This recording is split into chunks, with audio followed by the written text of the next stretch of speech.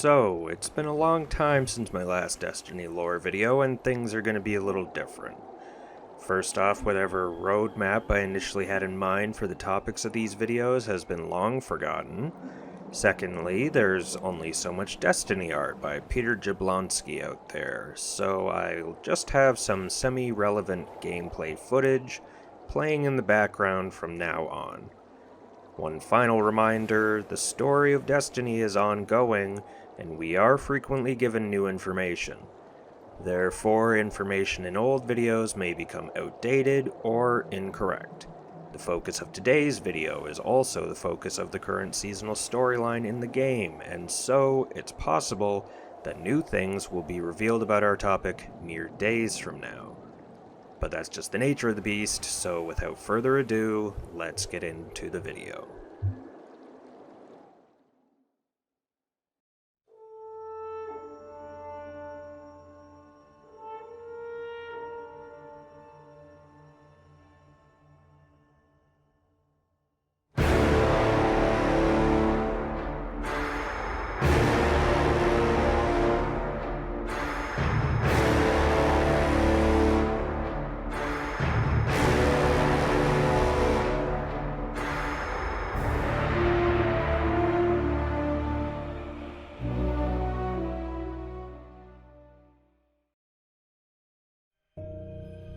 Within Destiny, there are few characters so omnipresent and important as Rasputin.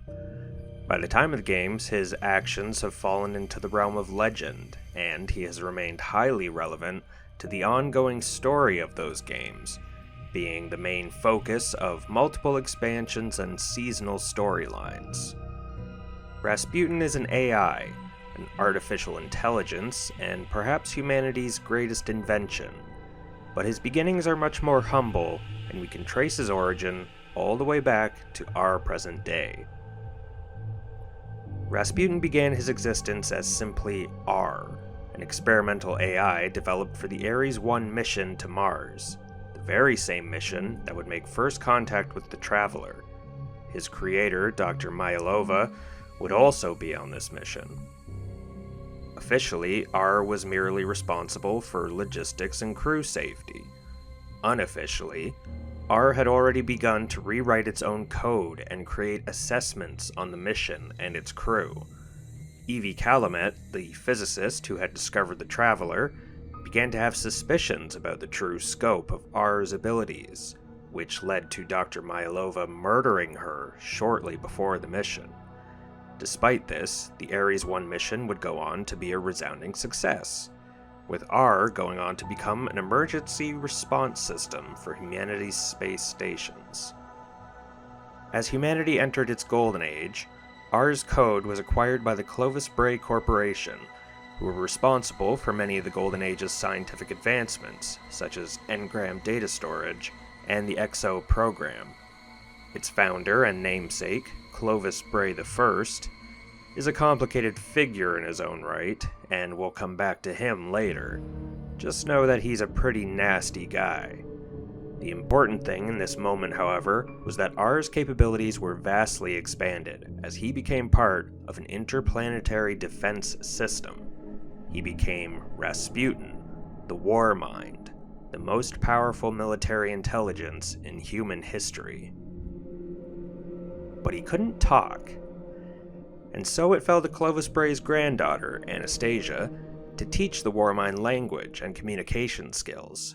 During this process, Anastasia recognized Rasputin not just as a weapon, but a burgeoning intelligence, and introduced him to art, literature, and humanity as a whole. Rasputin was sold as the defender of humanity's fledgling colonies, an ever-present eye in the sky, but there was always some suspicion around his actions and true purpose. However, with Anastasia's support, it was possible that Rasputin might become more than Clovis Bray intended for him. This possibility was cut short by the arrival of the Black Fleet and the collapse.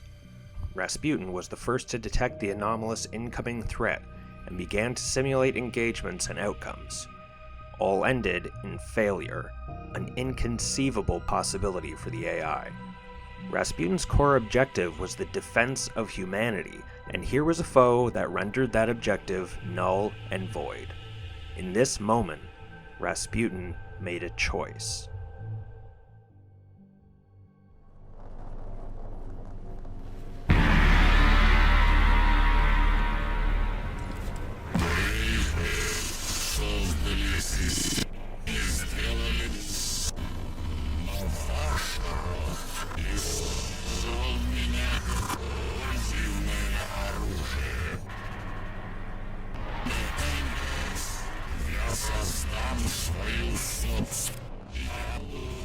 Своими силами человечества. Я Распутин. И я нашел свое главное предназначение.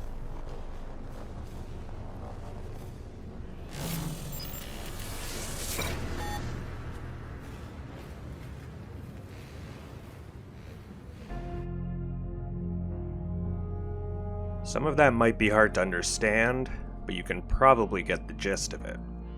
Rasputin sends out an unsecured emergency broadcast to all assets under his control, necessitating immediate action. Whatever exactly the darkness is, and whatever exactly the darkness does, this is the end of everything.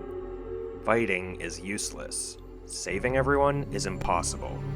Rasputin's new strategy is survival and preservation, until such a time that a countermeasure to the darkness might be devised. Midnight Exigent. There's evidence Rasputin considers attacking the Traveler at this time in order to spur it to action, a plan called Abhorrent Imperative, although this was not necessary. On Mars, with his main facilities under attack, Rasputin activates another extreme protocol, Siberian Entropy, in which he flash freezes the entirety of Hela's basin to stop the Hive forces therein.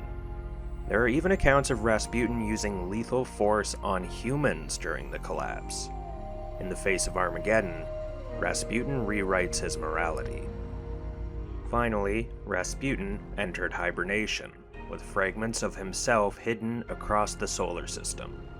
He was largely dormant during the Dark Age, until ghosts began reviving people.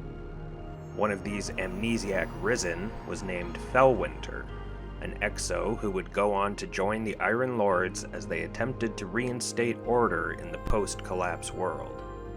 In actuality, Fellwinter had previously been an asset of Rasputin, the Siddhartha Golem. During the Golden Age, Rasputin would send the Exo out into the world to gather data on human behavior.